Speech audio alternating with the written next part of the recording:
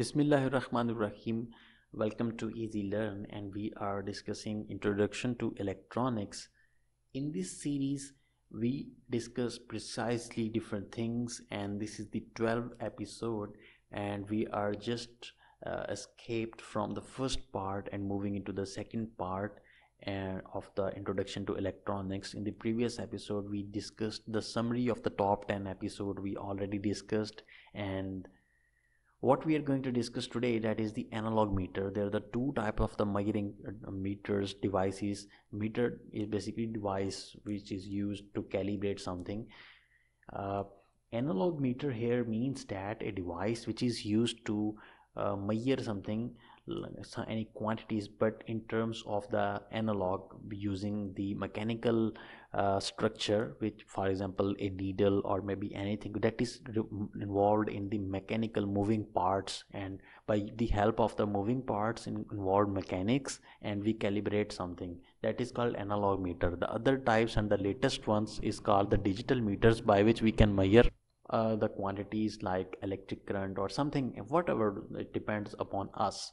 Any quantity we want to measure is called the digital meter if it shows on a screen with the help of the digits. That is the latest technology now used, and that is the preferred technology. Okay, the basically right now our topic is involved with the analog meter, because it uses the principles of the electromagnets and magnets that we already discussed in the previous 10 sections. So we are concerned with analog meter right now, not with digital meters. There are many examples, by which electrical motors are nowadays used.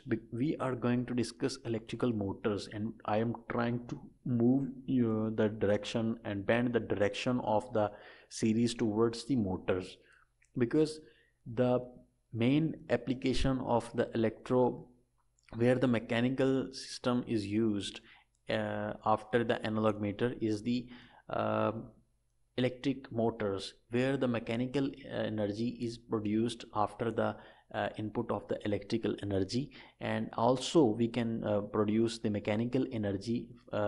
These are the two terms that are relevant to each other: electrical energy and mechanical energy. If we provide the electrical energy to a device as an input, we will receive the mechanical energy as the output, and that is called the electric motor. But in the other case, if we applied the mechanical energy to the device and receive electrical energy, that is called generator, and that is the reverse process of the motor. Basically, there is a motor that is working all the things either this way or the reverse, and vice versa.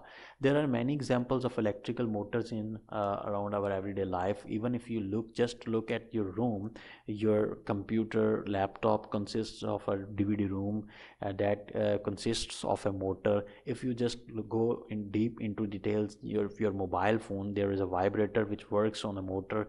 And if even you look around your room, you will find the fan also, that is everywhere. So can you quote some further examples except these ones, like fan, refrigerator, washing machines, many battery operating toys in our childhood, drills, electric saws, and many things? In fact, life would be very different if electrical motors are not used.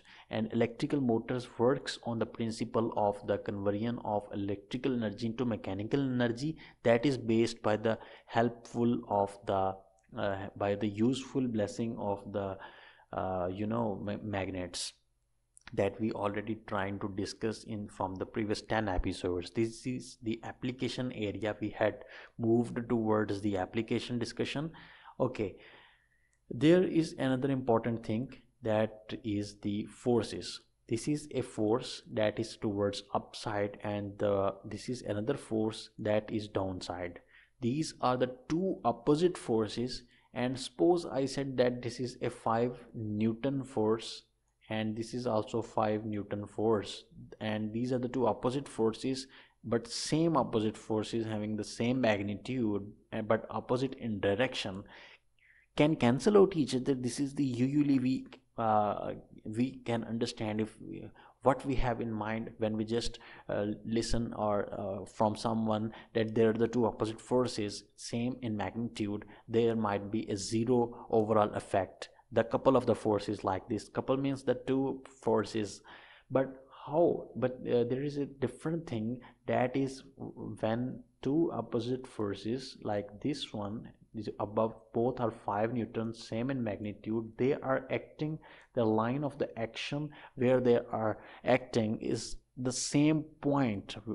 At the same point, this is must be added in the definition. The point of the action where the forces are acting must be same. If this is not same, suppose that in our case there, this is a conductor and it is a conductor, or you will just metallic piece, if I just fixed from the center, and it is free to rotate in this direction, this is the radius where it can rotate this, if I applied the force, let's suppose if I add the force here downward and here upward, two opposite forces with this same force, same Newton forces, and what happens, it will start rotational effect, a torque is produced in the body. It happens when the two opposite forces, and they have the different point where of action, their line of action is different, it will tries to rotate, and this is what we are going to discuss in the upcoming slides. Like this is the point of the axis where it is free to rotate, and if we tries to add two forces, as you can see that this rotation will occur. And suppose that we had two magnets, strong permanent magnets, this is the north seeking pole and south seeking poles, and this is the metallic conductor that carries an electrical current and carried with the battery. Suppose that we connect the battery here, and this is the current starts flowing through this wire, and when it is here, the current is passing through this side, current reaches here, it has no effect overall, because that it is not influenced under the magnetic field lines. Magnetic field lines starts flowing through here when it comes under the influence of the magnets, it comes in between the magnets, when it passes through this area that is influenced and comes under the magnetic lines of the forces of the magnet, it will experience a force because it is traveling. It is the situation what we discussed in the episode 8, that is a current carrying conductor placed in the magnetic field. This is the situation right now. This is the current carrying conductor from connected from the positive negative, and the current is flowing through it, and this situation occurs. The formula we discussed, we developed in the, we derived the formula there, that is F is equals to ILB sine theta. The angle is very important between the force that is acting right now on the current carrying conductor. The current direction is towards into the screen, and the force is right now at right angle exactly at making an angle of the 90-degree. Look at this, I'm drawing it separately. This is the direction of the current, and it means that the angle is 90-degree. This is the current right now that is flowing into the screen, and the from left towards the right, from north towards the south, this is the direction of the magnetic field. It makes an exactly 90-degree angle, so it means that there is of course a maximum magnetic field force can be experienced right now, because sine 90-degree means that the maximum force, sine 90 means 1. So for what is the direction of the force, we can find out the direction of the force by using the right hand palm rule, which we already discussed in the previous lectures. Just point your thumb in the direction of the current.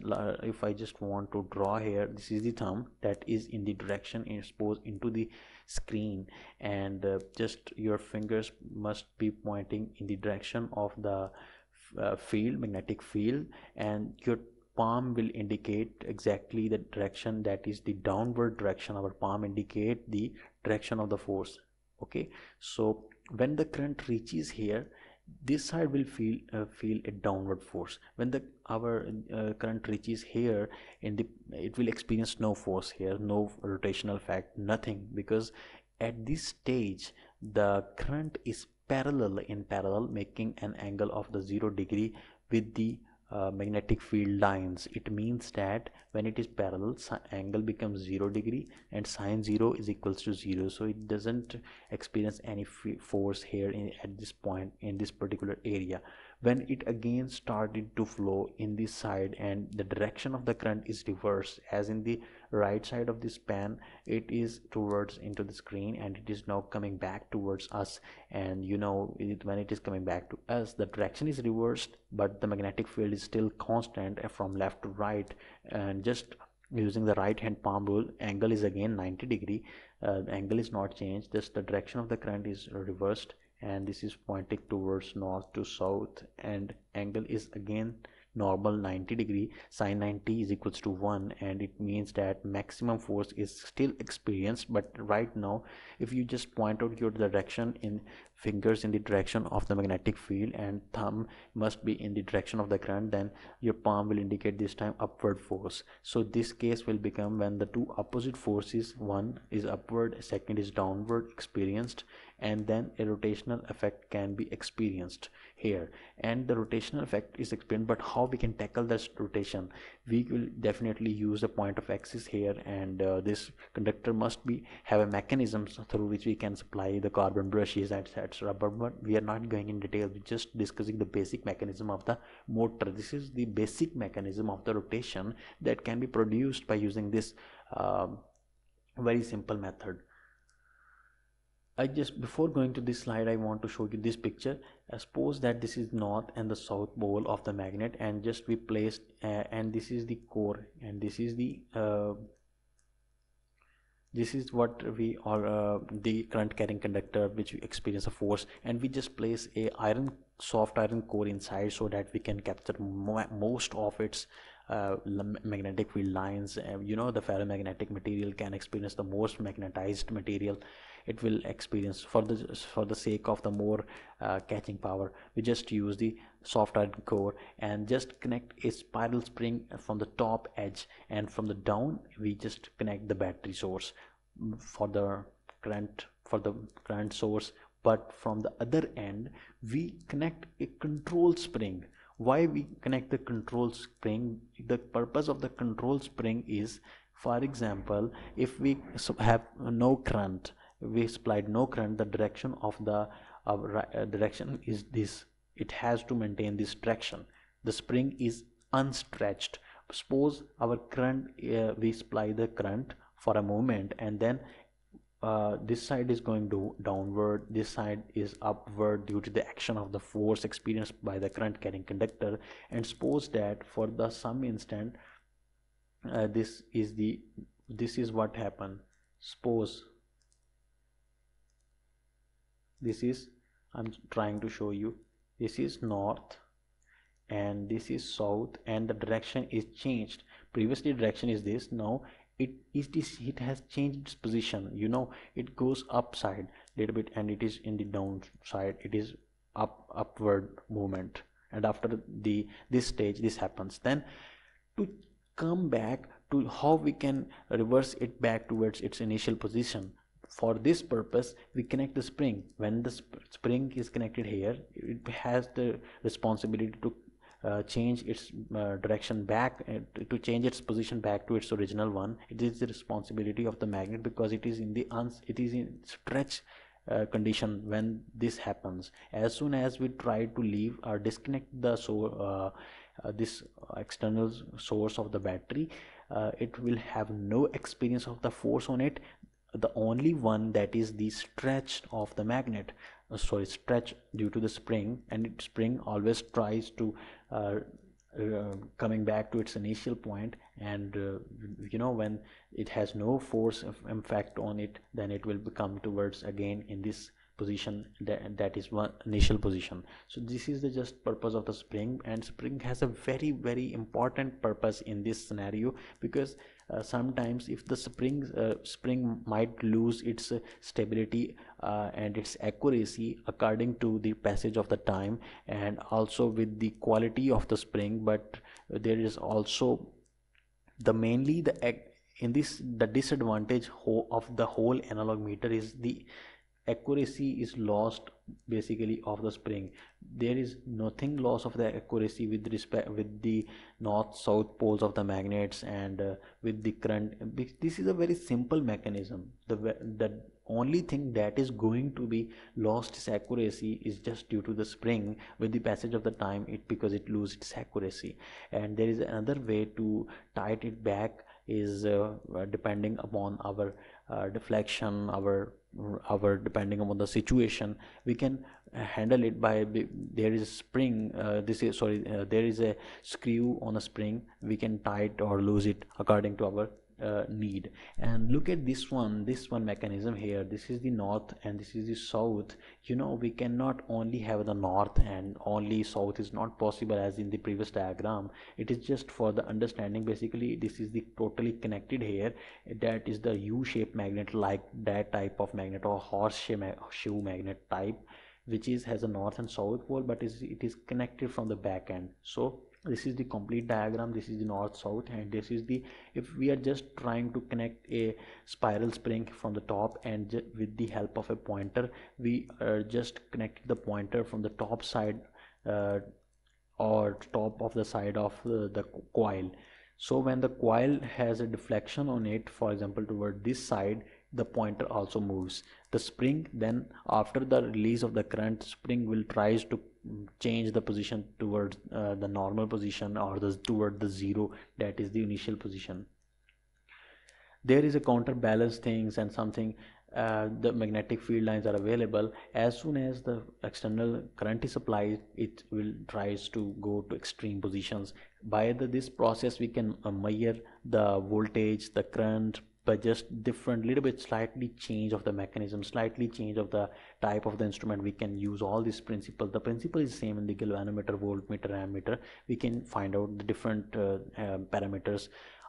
This is the top view, and here this is here this is the shown by dotted line, the coil. This is coil, and this is the magnetic field lines, view of the lines. And this is when there it experience a force, you can see there it is the disturbance means the force is acting, which is tries to change its position of the coil. Here it experience a force, that is why the magnetic field lines are disturbed.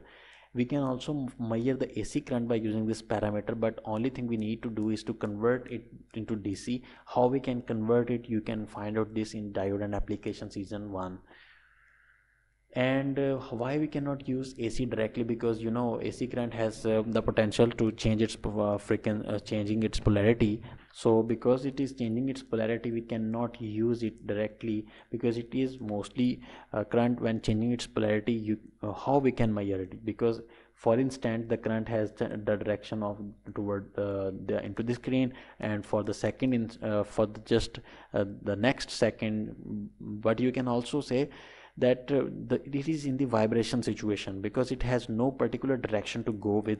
The current is changing its direction again and again. Even in the 60 hertz means the 60 time it changes its polarity in a second. Then how we can expect a particular deflection from this? It will damage your instrument as well. The scale on the instrument can be calibrated to record many quantities, like I showed you, to measure the current, voltage. And not only this, but for the enhancement of your knowledge, I want to express here that we can also measure the different quantities. Any quantity that can be converted into electrical current. This is very important term for the analog meter. Where we can use analog meter, we use to measure any quantity which can be converted into electrical current, because it uses the principle to measure the quantity by using the electrical intensity of the current. More intensity, more deflection; less intensity, less deflection. The intensity of what? Current. So we need to convert the quantity into current. If we get succeeded in conversion of the current into electricity, if we get succeed in the conversion of the quantity into current, then it means that we can calibrate in terms of the analog meter. Suppose that this is a very good example I tried to point out here, that the light intensity meter. Light intensity meter is a very useful device. It is used anywhere we want to measure the light, like in the international matches, cricket matches. we measure the light with the help of light meter. The test match when is can be postponed or to the next day when the light intensity is measured by the umpire is fell low. The visibility is maybe decreased than a certain level. But how we can calibrate this? By the help of light meter. Light meter basically works, for example, this is the light coming out from a source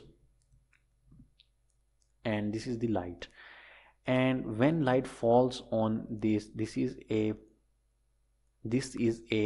called photovoltaic cell or phototransistor.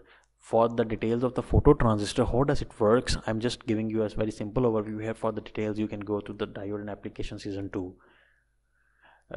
This is a resistor and it is connected with a positive negative. Suppose that this is a battery source and then it is the current is connected towards this is our the basic analog meter. This is analog meter, just write here A. The current is flowing through this mechanism into the analog meter, but when this photovoltaic cell, basically it is a type of a resistance but a variable resistance. Its resistance is varied when the light falls on it. It depends upon the light intensity. If the light intensity is high, then its resistance will be lower. Its resistance is decreased as the light intensity of the light is increased. If we increase the light, for example, right now its intensity, its resistance is 5 ohm at no light. If I fall a little bit light on it, then its resistance will be decreased to 4 ohm. If I increase the further more light, then its resistance will be decreased further. This is what here happening. Suppose here the resistance is decreased, the more deflection we will receive on our pointer, and if its resistance further decrease, more deflection. If it is further decrease, it's more deflection. As the light falling on it increases, it means that the resistance is decreased. The resistance decrease means that the current increase and the deflection increase. So overall, if the intensity of the light increase, the deflection is increased. If the intensity is low of the light, the meters deflection will be also low due to the high resistance of the photovoltaic cell or the photovoltaic transistor.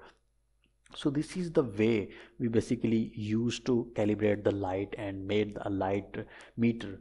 Can you quote some further examples? There are many examples. If you can try to give some examples in the comment section, so others can also enhance and use your knowledge to express something. Okay. So the current flows through the coil and the needle moves. Overall, the manufacturer will mark the scale or amount of the deflection against the standard values. So this is the end, and I think it is enough for the today's episode, and we will try to continue the lecture in the coming lecture, that is the based on the DC motors. So for now it is the Allah Hafiz from my side. Take care.